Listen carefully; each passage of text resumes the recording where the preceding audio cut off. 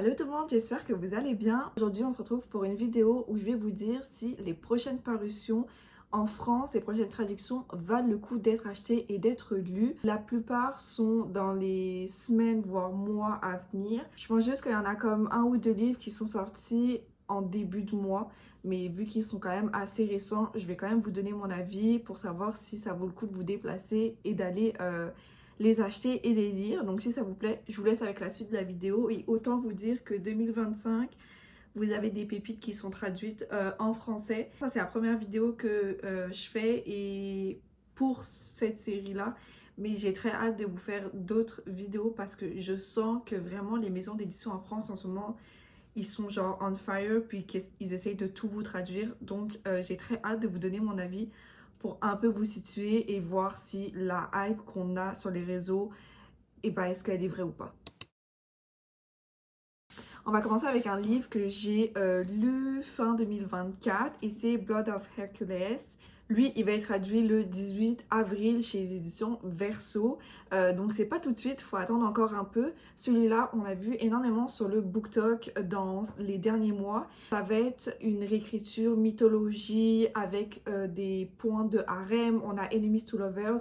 Et pour le coup, oui, c'est un Enemies. Mais Lovers, on a du mal à le voir parce que c'est vraiment un harem. Et pour le coup, ce livre-là, ce tome 1, on voit pas encore vers qui notre personnage principal, elle va aller vers. Faut savoir que lui, moi je le situerais plus sur une fantaisie adulte. Je pense que les gens le vendent comme une romantaisie. Moi je le vois pas comme ça parce que pour le coup dans le tome 1, j'ai pas vu de romance.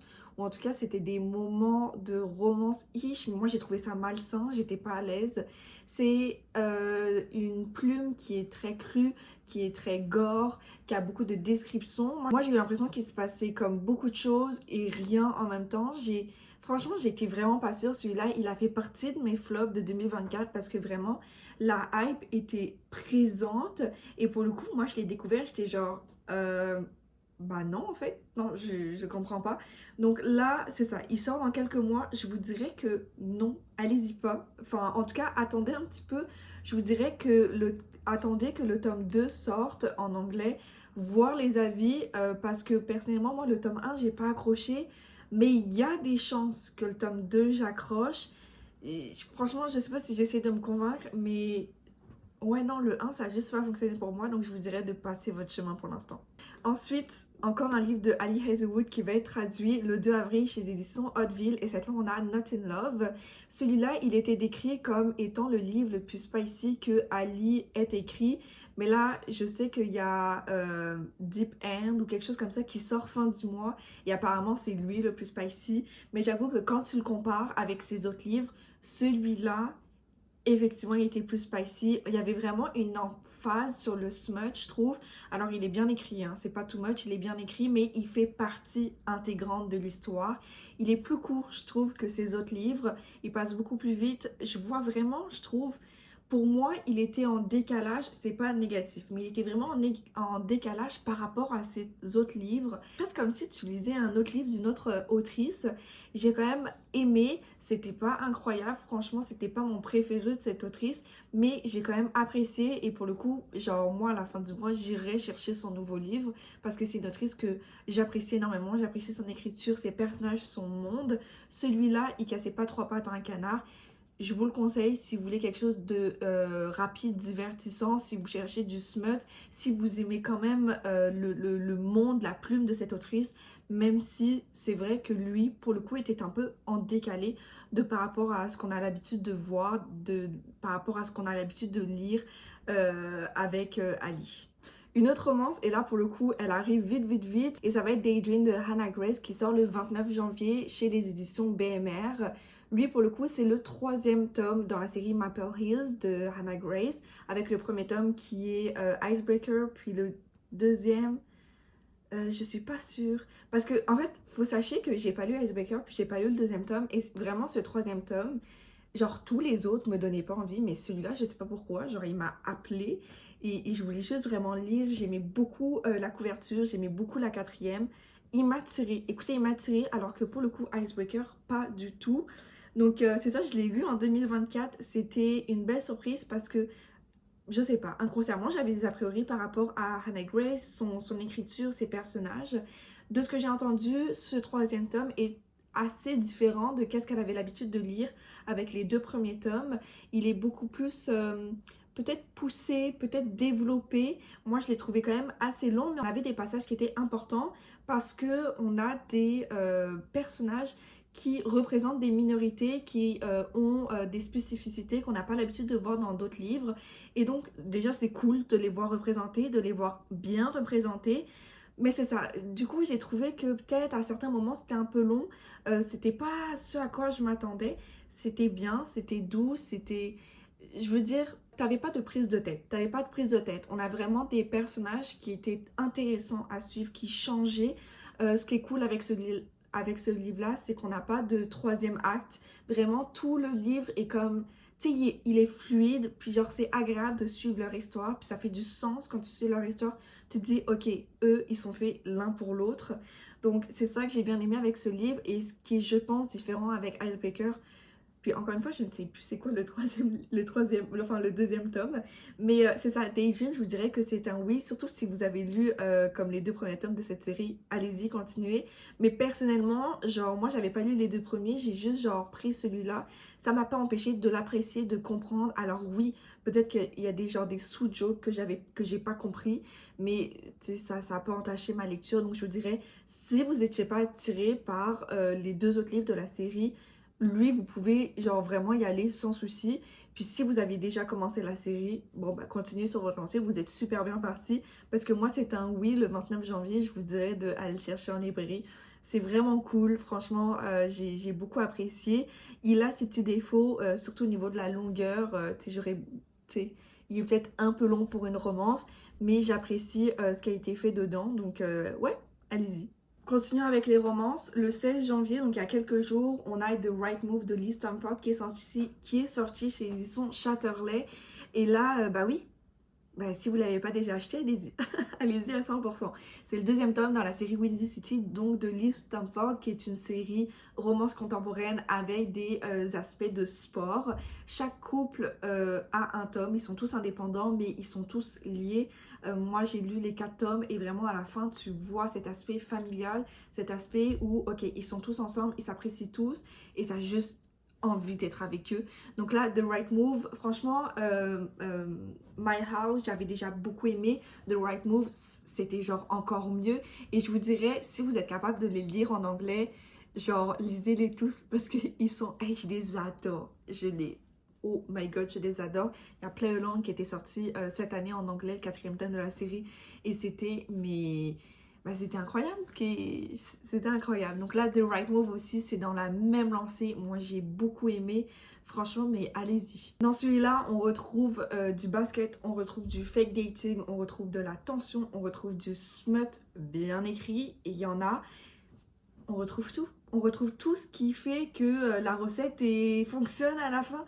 Donc je vous dirais que oui, The Right Move, si vous ne l'avez pas déjà acheté, allez-y, ça vaut le coup à 100%. Moi, j'ai adoré. Et en fait, toutes ces séries, je les ai lues sur ma liseuse. Et vraiment, à chaque fois que je vais en librairie, que je les vois, je suis genre... Je les aime tellement, ces livres, que j'ai juste envie de genre tous les acheter. Mais là, c'est parce qu'il y en a 4, que ça devient cher au bout d'un moment. Mais vraiment, moi, j'adore.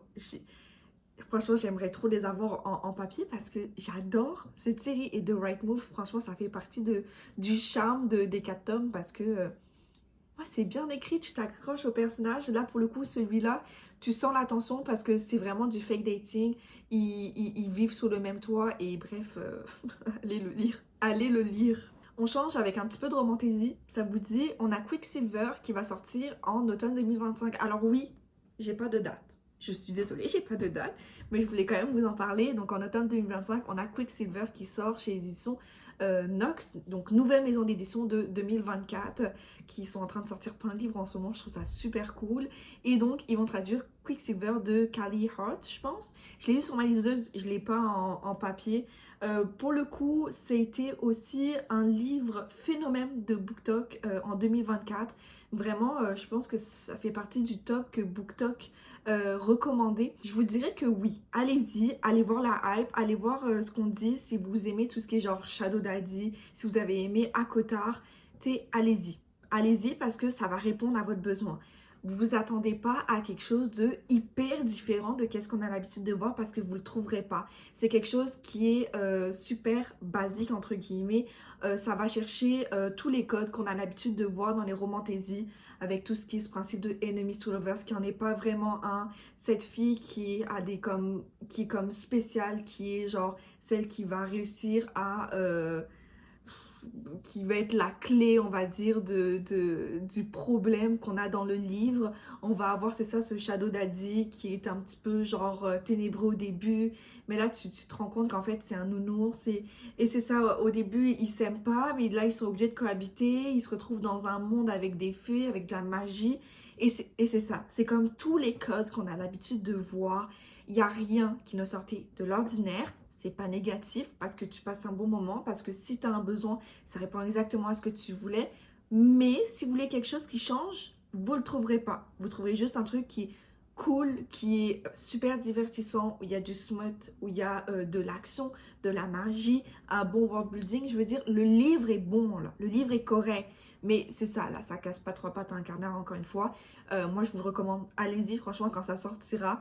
J'ai très hâte de voir à peu près quand Nox va l'annoncer. Mais ouais, en automne, là, si vous savez pas trop quoi acheter, franchement, allez-y parce que ça vaut le coup. Faut juste pas mettre ses expectations trop hautes parce que c'est ça, là, c'est pas révolutionnaire, mais franchement, tu passes un bon moment. Moi, j'ai beaucoup aimé, c'est super rapide. Puis voilà, c'est ça. Si tu veux un nouveau Shadow Daddy, ben tu y vas et franchement, tu seras contente. On va vers un autre livre qui est déjà sorti et c'est King of Wrath de Hannah Hong qui est sorti le 2 janvier chez l'édition Hugo Roman. Alors vraiment, lui, direct. Début d'année 2025, on y va. Cette série, en tout cas ce premier tome, ça fait un bout que je l'ai lu, ça fait un bout. Il est un peu abîmé, je l'ai prêté. Et pour vous dire, c'est pas mon préféré de Hannah Hong. Moi, vraiment, cette série, je pense que là, il y a comme 3 ou 4 tomes qui est sorti en anglais déjà. J'ai juste lu le premier tome. Je me suis arrêtée au tome 1. C'est pas une série à laquelle j'accroche. Et pour le coup, j'avais déjà prêté Twisted Hate à une amie. Puis ensuite, je lui avais prêté genre King of Wrath. Je lui avais dit, hey, c'est la même autrice, tu sais, c'est dans le même univers, tu retrouves les mêmes personnages, bien que c'est comme un peu décalé. Mais elle l'a même pas fini, elle a pas accroché. Et pour le coup, je comprends parce que moi aussi, j'ai eu un peu de mal à accrocher. Dans celui-là, on retrouve un mariage of convenience. Donc, on a tout ce qui est proximité forcée parce qu'ils vont habiter dans la même maison. On a ce truc de se dire, pas enemies, mais tu sais, au début, ils s'aiment pas. Ils peuvent pas se voir en photo. Mais au fur et à mesure, ben, tu sais, ils vont s'apprivoiser parce que, tu sais, ils sont mariés. Puis en plus, ils vont habiter dans la même maison. Donc, au bout d'un moment, tu sais, t'apprends à te connaître, t'apprends à développer des sentiments. Puis, c'est ça le livre, c'est ça. Ça sort vraiment pas de l'ordinaire. Vraiment, vraiment, vraiment pas. Moi, je vous dirais de passer votre chemin, sauf si vous avez vraiment kiffé la série Twisted de la même autrice. Peut-être continuer sur votre lancée, mais je vous dirais que si vous avez rien lu d'elle, commencez par la série Twisted. Voyez si vous aimez l'univers, puis passez dans cette série. Parce que personnellement, moi, j'ai pas, tu sais, j'ai pas tant aimé, là. J'ai pas kiffé. Je pense que ça a été un 3 sur 5. Mais tu sais, plus j'y pense et quand je me dis que j'ai pas envie de continuer la suite, tu sais, en fait, peut-être que c'était comme un 2,5. C'était comme limite. C'était pas révolutionnaire. C'est pas court, mais tu sais, c'est pas non plus trop long. C'est une écriture qui est très simple à lire. Donc, je vous dirais, tu sais, c'est mitigé, là. C'est... Franchement, peut-être attendez vraiment que le BookTok français, YouTube donne son avis avant de vous lancer. Moi, franchement, j'ai pas trouvé ça fou. Honnêtement, j'ai pas trouvé ça fou. Donc, je vous dirais que non, mais je suis comme assez mitigée. Ça dépend des goûts. Mais ouais, c'est dans l'ensemble, ouais, non. Passez votre chemin, je pense. On continue avec les romances et le 5 mars chez les éditions J'ai lu, on a Done and Dusted qui sort du coup, qui va être publié. Là, c'est une romance qui j'ai lu sur ma liseuse il y a, je pense que c'était en 2023. C'est super court. Franchement, moi, je l'ai lu et quand je l'ai fini, j'étais genre, quoi, c'est déjà fini? Mais je comprends pas. Et tu vois, c'est pour ça que je vais pas forcément le recommander parce que et peut-être que j'étais pas la bonne cible, parce que c'est une romance cow-boy. Tu sais, moi, en fait, je pense que c'était ma vraie première romance cow-boy. Je me suis rendu compte que c'était peut-être pas trop pour moi. Le livre aussi est super court, ce qui a ses points positifs parce que des fois, t'as pas envie de lire 600 pages. Mais là, du coup, j'ai l'impression qu'il s'est rien passé. Mais quand je vous dis qu'il s'est rien passé, c'est que pour moi, il n'y a pas eu de développement. Ce livre, je l'aurais beaucoup plus apprécié s'il y avait eu du développement, si on était allé chercher beaucoup plus loin, si on avait appris à connaître beaucoup plus les personnages, parce que là, vraiment, en fait, je suis restée sur ma faim. Je suis restée sur ma faim. J'étais genre, je comprends pas. Est-ce que c'est moi qui ai loupé des pages? Je comprends pas. Donc, je vous dirais que non, passez votre chemin. Franchement, je sais que Elsie Silver a écrit une autre saga qui est sur les cowboys que je n'ai pas lu.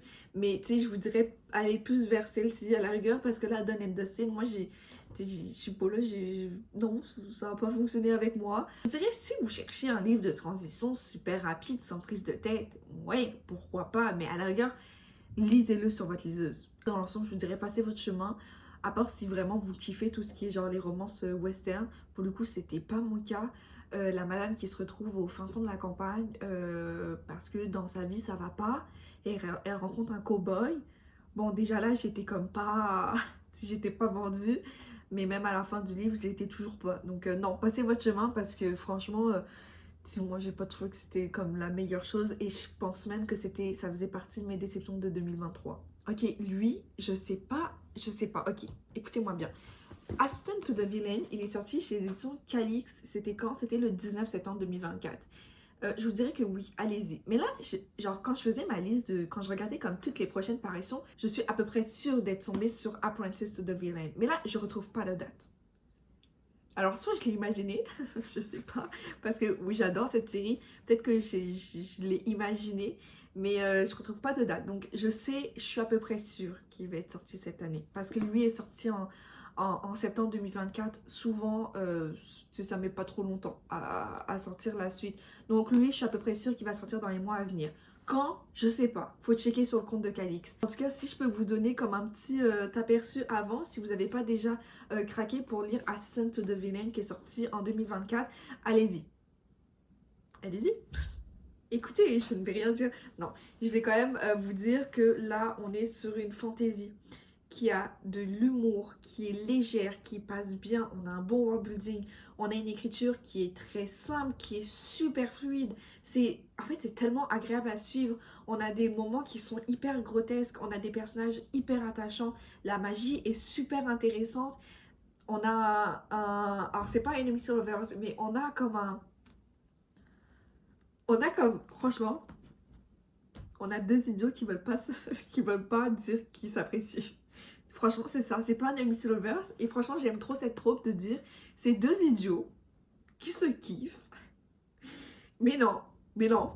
Ils communiquent pas. Ils communiquent pas. Et quand il se passe un truc, c'est non, on se voit de la face. Et je les adore parce que franchement, c'est ça. C'est deux idiots. Vraiment, j'adore cette série. Donc là, on a les deux premiers tomes qui sont sortis en anglais. Et le troisième tome est censé sortir en 2025. J'espère parce que franchement, mais c'est fou. On a des dragons, on a des sorciers, franchement, on a un dragon qui s'appelle Fluffy. On a une grenouille qui, pour parler, sort des pancartes. C'est hyper grotesque, c'est hyper léger, c'est drôle, c'est attachant. J'adore. Franchement, j'adore. Alors oui, je sais pas quand le deuxième tome va sortir, mais si vous n'avez pas commencé le premier tome, allez-y, parce que ça vaut le coup à 100%. Avant-dernier livre, et on a Funny Story de Emily Henry qui va sortir chez édition Hauteville en juin 2025. J'ai pas de date précise. Je suis désolée, j'ai pas de date précise, mais je sais qu'il sort en juin 2025. Qui est donc le dernier livre de Emily Henry qu'elle a sorti en 2024, en avril 2024 me semble. Moi, fan de Emily, je suis allée l'acheter directement à sa sortie. Pour le coup, parce que j'ai lu tous les livres, en tout cas, je pense que j'ai lu tous les livres de Emily. Je regarde ma bibliothèque, j'ai lu Beach Read, You and Me on Vacation, Book Lovers et Happy Place. À chaque fois, c'était des bangers. Voilà. Lui, j'étais genre, ok, on continue sur ma lancée. J'aime beaucoup la couverture. Là, sur le côté, avec les petits citrons, franchement, j'aime beaucoup. Lui, je vous dirais que c'est peut-être le livre que j'ai le moins aimé de Emily Henry. Je suis désolée. Il est bien, ok? Il est bien, l'écriture est bien, les personnages sont bien construits. Tu sais, toute l'histoire est bien faite. Franchement, je ne enlève pas ça au livre. C'est juste que j'ai été déçue par rapport à qu'est-ce que j'avais lu précédemment de cette autrice. J'ai trouvé ça simple. J'ai trouvé ça peut-être moins recherché. C'est peut-être un peu... je sais pas, c'est peut-être pas la chose à dire, je sais pas comment l'expliquer, mais je discutais avec des amis qui ont été genre, oui, il était correct, tu sais, tu passes un bon moment, pour le coup, c'est pas un 1 sur 5 là, c'est un 4 sur 5 mais c'est ça, c'est pas un 5 sur 5 Et les autres livres de Emily Henry, j'ai envie de vous dire que c'était des 5 sur 5 et là, c'était comme, ok, je m'attendais à plus. Là, en fait, c'est bon là, mais tu restes sur ta faim. Mais tu t'attendais à plus. Là, tu retrouves deux personnes qui vont habiter en colocation. Tous les deux, ils ont genre, ils viennent, je crois, de se séparer. C'est genre, tu sais, ils sont vraiment genre sans dessus dessous. Là, ils vont commencer à habiter ensemble. Puis, c'est ça, s'ensuit une relation qui va se développer parce qu'encore une fois, ils vont apprendre à se connaître. C'est pareil que King of War, c'est juste deux personnes qui vivent ensemble, du coup qui sont en proximité forcée et qui apprennent à se connaître. Et tu sais, je sais pas, je pense que c'est parce que je le compare trop à Happy Place qui était sorti en 2023. Et là pour le coup c'était, je trouve, un livre qui était super bien construit, qui était super bien poussé, qui parlait de santé mentale. C'était, franchement, moi je l'ai trouvé super bon celui-là, Happy Place. Il me faisait beaucoup penser à Normal People. Et là pour le coup quand j'ai lu Funny Story j'étais genre, ok, mais est-ce qu'il manquerait pas comme un petit twist, un petit truc qui rajoute comme, tu sais, encore un peu plus? Donc, ouais, non, je sais pas. Je vous le recommande. Allez-y parce que c'est du Emily et que c'est super divertissant, que c'est super bien écrit. Je veux dire, c'est 100. Ces livres sont 100, j'ai l'impression. Moi, j'aime beaucoup cette autrice. Tu sais, elle est connue et c'est pas pour rien. Je dirais juste, selon mon avis, que celui-là était comme un petit peu plus décevant que les autres parce que pour moi, il manquait quelque chose. Il manquait quelque chose qui allait le mettre genre au même niveau que les autres. Je me permets de finir avec la sortie, je pense, pour beaucoup de 2025 et c'est évidemment Onyx Storm de Rebecca Yarros. Alors celui-là, ben, si vous avez suivi un petit peu les news, il est sorti le 21 janvier 2025, donc je pense qu'on est le 23. On est le 23, il est sorti il y a 2 jours. Je suis allée chercher il y a 2 jours en librairie. Je voulais juste l'inclure pour vous dire quand il allait sortir parce qu'il a été annoncé. Il va sortir le 18 juin chez les éditions Hugo Roman. Donc voilà, mettez-le sur votre calendrier. Il est annoncé. Je l'ai pas lu. Ok, je l'ai pas lu parce que je suis en train de lire un autre livre et j'ai tendance à vouloir vraiment finir mon livre avant d'en commencer un autre. J'évite tous les spoilers qui sont sur les réseaux en ce moment. Vous donner juste mon avis sur la saga. Moi, Fourth Wing, ça a été pas une révélation, mais ça a été incroyable à mon avis. Vraiment, moi, j'ai énormément aimé. J'ai énormément aimé. Donc, autant vous dire que Iron Flame, je l'attendais de pied ferme. J'ai été extrêmement déçue, Iron Flame. Et donc là, autant vous dire que Onyx Storm, il n'a pas intérêt à me décevoir. Il n'a pas intérêt à me décevoir. J'ai vu genre 2 ou 3 vidéos de gens qui lisaient la fin, puis ils étaient pas en pleurs, ils étaient pas fâchés, ils étaient un petit peu bouche bée. Sans être too much, mais un petit peu bouche bée quand même. À voir. Je pense que genre... Je le lirai pas en janvier, ça c'est sûr. Mais là, je le lirai en février. Donc, si ça vous intéresse, je vous laisserai regarder mes bilans lecture en février. Et j'ai comme un peu peur. Je sais pas, j'ai un peu peur de le lire parce que j'ai été vraiment déçue par le tome 2. Je trouvais que le tome 2 était pas assez bien développé, construit. J'ai senti que l'autrice a été poussée, a été précipitée à sortir la suite par rapport à toute la popularité que Fourth Wing a gagné. C'est fou comment vraiment ça a fait ça. Et je pense que du coup, Rebecca Yarros, elle s'est retrouvée devant une popularité à laquelle elle ne s'attendait pas. Et elle s'est dit, ok, faut que je sorte le tome 2 parce que là, j'ai toute une ribambelle de lecteurs qui attendent le tome 2. Et moi, j'ai vraiment senti dans ce deuxième tome qu'elle elle a été précipitée. Pour moi, il y a vraiment des aspects qui n'étaient pas assez bien construits, développés. J'ai été déçue. Donc là, je sais pas si elle s'est rattrapée. Ok, je sais pas. Mais j'ai très hâte de le savoir. J'ai juste un peu peur. Et c'est possible que je repousse la date de quand est-ce que je vais commencer à lire, même si il me donne très envie. Donc c'est ça, c'est Onyx Storm. Il sort le 18 juin chez édition Hugo Roman. Écoutez, je vous donnerai mon avis lorsque je l'aurai lu. On en a fini avec les prochaines et récentes parutions de 2025. Alors, il y a plein d'autres livres qui sont sortis, mais je vous donne mon avis par rapport à ce que j'ai lu. J'essaye vraiment de lire les livres que je sais qui vont être comme à peu près genre traduits en français. Comme ça, c'est comme intéressant pour vous d'avoir un avis comme extérieur et du coup de un peu vous caler, de savoir est-ce que ça vaut le coup d'aller de l'avant ou non. Donc j'espère que la vidéo vous aura plu. J'ai vraiment eu du fun à vous parler de ces prochaines sorties parce que pour le coup, on en a des bonnes, on en a des moins bonnes, mais on en a des bonnes. Et encore une fois, je pense que 2025, vous allez être servi niveau traduction. Donc écoutez, bonne lecture, bon appétit, bonne journée, tout ce que vous voulez. Et on se retrouve à la prochaine pour une nouvelle vidéo. Bye!